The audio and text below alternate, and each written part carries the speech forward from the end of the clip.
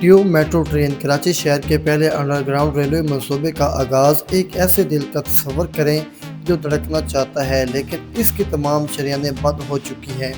ایک ایسا دیو وہیکل جس کی رگوں میں خون کے بجائے لوہا اور دھواں دوڑ رہا ہے، یہ کراچی ہے، پاکستان کا معاشی دل، روشنیوں کا شہر اور دنیا کا وہ واحد میگا سٹی جس کی آبادی 2 کروڑ 18 لاکھ یعنی کہ 2.18 ملین سے تجاوز کر چکی ہے، لیکن آج بھی کسی بہترین میٹرو بس اور میٹرو ٹرین کے بجائے تنگ اور ٹوٹی پھوٹی سڑکوں کا سہارا لے رہی ہے اور ٹریفک جیم جیسی اذیت سے دوچار ہے۔ مگر اب ایک ایسا نیا منصوبہ ٹیوب میٹرو اس شہر کو بدل سکتا ہے جو کہ شہر کے پہلے انڈر گراؤنڈ ٹرین ہوگی، اور یہ منصوبہ کیا ہے، کب سے شروع ہوگا اور کیسے کراچی کو بدل دے گا؟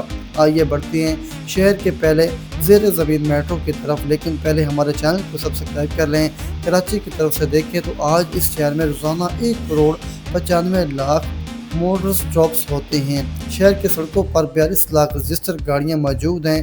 اب ذرا اس تصاویر کو سمجھنے کی، پبلک ٹرانسپورٹ جو روزانہ 82% مسافروں کا بوجھ اٹھاتی ہے اور شہر کی کل گاڑیوں کے محض 4.5% حصہ ہے۔ نتیجہ وہ خطرناک حد تک بھری ہوئی بسیں اور دیگر سواریاں جو شہر کے لوگوں کے لیے زندگی کا عذاب بنائے ہوئے ہیں۔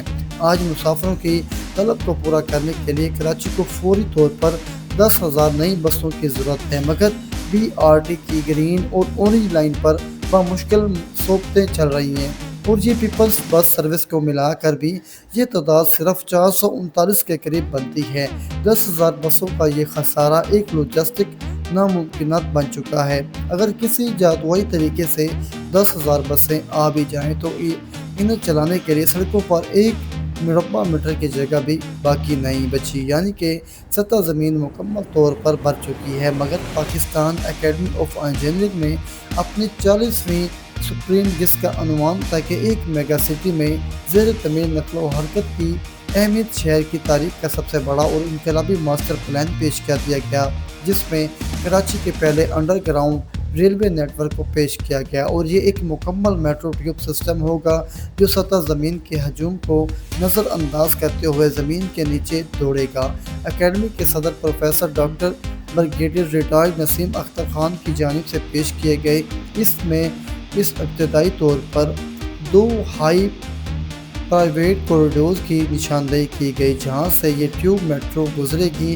کوریڈور 1 یہ نمائش چرنگی سے شروع ہو کر تاریخی میری ٹاورز تک جائے گی، اور یہ روڈ شہر کے سب سے قدیم، گنجان اور ثقافتی لحاظ سے سب سے اہم ترین حصوں کو جوڑتا ہے، جو شاہراہ فیصل کو FTC بلڈنگ سے شروع ہوتا ہے اور پاکستان کی وال سٹریٹ کہلانے والی چندریگر روڈ سے بھی ہوتا ہوا یہاں تک پہنچے گا، اور اس روٹ کو انتخاب محض اتفاق میں یہ شہر کے معاشی دل کے لیے ایک بائی پاس سرجری کی طرح اور ان علاقوں کو ہدف کرتا ہے جہاں سڑکوں کو مزید چوڑا کرنا طبی طور پر ناممکن ہے اور کسی قسم کی دوڑ پھوڑ اور آبادیوں کی منتقلی ناقابل برداشت ہے، سماجی معاشی تباہی کا باعث بن سکتی ہے۔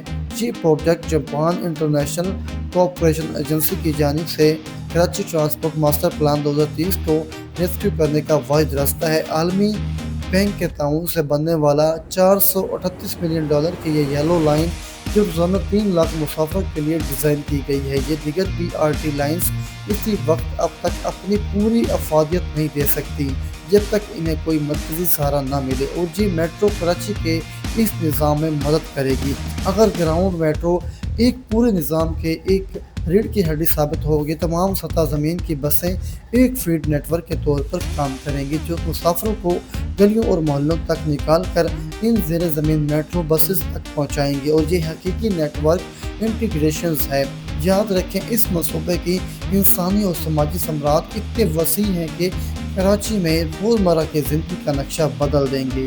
آج نمائش سے میری اس میں 3 تلوار ٹاور تک سب سے شدید ٹریفک 600 سے 90 منٹ تک اذیت کا تقاضا کرنا پڑتا ہے۔ انڈر گراؤنڈ میٹرو کے ذریعے بغیر کسی سگنل کے اور VIP روٹ کی بندش کے بغیر 3 سے 5 منٹ تک آٹومیٹک ہیڈ وے پر چلنے والی ٹرین پر صرف محض 15 سے 20 منٹ میں آپ وہاں پر پہنچ سکتے ہیں۔ اب گنجائش کا موازنہ کریں تو جہاں ایک معیاری بس فی گھنٹہ محض 3000 مسافروں کو منتقل کر سکتی ہے۔ ایک جدید میٹرو لائن فی گھنٹے میں فی سمت 40,000 سے 80,000 لوگوں کو لے جانے کی غیر معمولی طاقت رکھتی ہے۔ لیکن یہ منصوبہ صرف کراچی تک محدود نہیں، یہ پورے پاکستان کی میگا اکنامک بحالی کا ضامن ہے۔ کراچی اکیلا ملک کی کل جی ڈی پی کا 15% سے حصہ ڈالتا ہے۔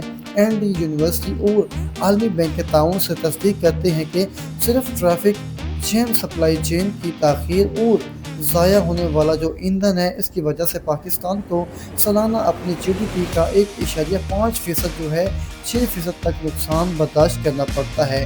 یہ نقصان اربوں ڈالر میں ہے، جبکہ 10,000 مسافر روزانہ اپنے 1.5 گھنٹے کے بجائے قومی معیشت کا روزانہ 15 لاکھ انسانی گھنٹوں کی پیداوار بازیاب کی ہو گئی ہے۔ عالمی تجارت کی سڑکیں بھی اسی شہر سے گزرتی ہیں اور پاکستان کی 95% جو بین الاقوامی بحری تجارت کراچی پورٹ اور پورٹ قاسم پر ہینڈل کرتے ہیں۔ روزانہ لاکھوں مسافروں کو زمین کے لیے آزاد ہو جائیں گی اور بندرگاہ سے ہائی وے تک کا سفر تیز ترین ہو جائے گا۔ جناح انٹرنیشنل ایئرپورٹ جو سالانہ 70 لاکھ مسافروں کو سنبھالتا ہے، وہاں سے آیا کہ چندری گڑھ روڈ تک جانے کے لیے غیر ملکی سرمایہ داروں اور ڈومیسٹک ٹریولز کو اب 60 سے 90 منٹ تک غیر یقینی سفر کا سامنا نہیں کرنا پڑے گا۔ کوریڈور 2 انہیں ایک traffic free high speed access دے گا۔ یہ پروجیکٹ براہ راست غیر ملکی سرمایہ کاری کیجیے اور اعداد و شمار بتاتا ہے کہ جدید میٹرو اسٹیشنز کے 500 میٹر کے دائرے میں ٹرانزٹ اورینٹڈ ڈیولپمنٹ میں پراپرٹی کی قیمتوں اور کمرشل ویلیوز میں بھی 15 سے 25% تک کا اضافہ ہوتا ہے۔ تعمیر کے 5 سے 10 سال کے دورانیہ میں 15 سے 25 ہزار لوگوں کو براہ راست انجینئرنگ اور کنسٹرکشن کا روزگار ملے گا۔ تاہم خواب دیکھنا آسان ہے اور کراچی کی زمین کا سینہ چیرنا بہت مشکل اور معاشی فوائد اپنی جگہ، لیکن اس پروجیکٹ کو مکمل کرنے کے لیے جن فزیکل، لاجسٹک اور فائنینشیل رکاوٹوں کا سامنا ہے، وہ کسی پہاڑ کے سر کرنے سے کم نہیں۔ پاکستان کی تاریخ کا پہلا ماس ٹرانزٹ میگا پروجیکٹ ہوگا جو انجینئرز کو تصور کے نتیجے میں ہے اور نہ کوئی غیر ملکی ٹرن کی سولوشن ہے۔ لیکن کراچی میں کھدائی کا مطلب 3 سب سے بڑے اور چیلنجز انداز ہوتے ہیں۔ سب سے پہلے نمبر تو ساحل ارضیات مٹی کا مسئلہ ہے اور یہ شہر سطح سمندر پر ٹاور اور آئی چندریگا جیسے علاقوں کی زمین نرم اور پانی سے بھری ہے، جہاں عام بلاسٹنگ نہیں ہو سکتی۔ انجینئر کو انتہائی مہنگی پریشرائز ٹنل بورنگ مشینز اور پھر سڑکوں کو کھود کر کنکریٹ باکس بنانے والے کٹ اینڈ کور طریقہ کار کا استعمال کرنا ہوگا۔ مٹی کو دھنسنے سے بچانے سے بڑا چیلنج ہے۔ اس کے علاوہ ایک بہت بڑا مسئلہ زیر زمین پوٹیٹلز کا ہے۔ ہنگم چارلز کا کراچی کے سینے میں الیکٹرک کی تاروں کو وائر بورڈ کی بوسیدہ پانی کی لائنوں اور غیر منظم سیوریج کا ایک ایسا غار ہے جس کا کوئی واضح نقشہ نہیں۔ ایک سرنگ کھودنے سے پہلے اس پورے نظام کی ڈیٹیل نقشہ بندی اور منتقلی میں سالوں لگ سکتے ہیں۔ آخری باری آتی ہے سب سے کڑوے سچ کی، یعنی کہ فائنانسنگ اور موجودہ ٹائم لائن کی۔ اگر منصوبے کی دستاویزات کو دیکھیں تو لگتا ہے کہ جیسے کل سے یہی سرنگیں کھودنے کا کام شروع ہو جائے گا، لیکن حقیقت یہ ہے کہ یہ منصوبہ ابھی بھی اسٹیپ 0 پر ہے اور محض ایک تصوراتی تجویز اور سندھ اور وفاقی حکومت کی جانب سے اس کی منظوری ہونا بھی ابھی باقی ہے اور فنڈ مختص ہونا بھی باقی ہے۔ Under ground railway urban transit کی سب سے مہنگی شکل بین الاقوامی معیارات کے مطابق اس پر فی کلومیٹر 5 کروڑ سے 15 کروڑ ڈالر یعنی کہ 50 ملین سے 150 ملین ڈالر تک لاگت آتی ہے۔ کوئی بھی صوبائی حکومت اسے اکیلے فنڈ نہیں کر سکتی، اس کے لیے بیرونی سرمایہ کاری ضروری ہے۔ اگر اس کی تکمیل کی بات کریں تو پہلے انٹرنیشنل کنسلٹنٹ سے 1.5 سے 3 سال پر محیط ریزیڈنسی اسٹڈی کروانی ہوگی اور پھر ڈاؤن ٹاؤن کراچی کے انتہائی مہنگی زمینوں پر وینٹیشن شافٹس اور ڈپوز کے لیے آزاد کاغذوں کا تیاری اور سب سے اہم مالیاتی اور سماجی اثرات کا جائزہ بھی ESIA۔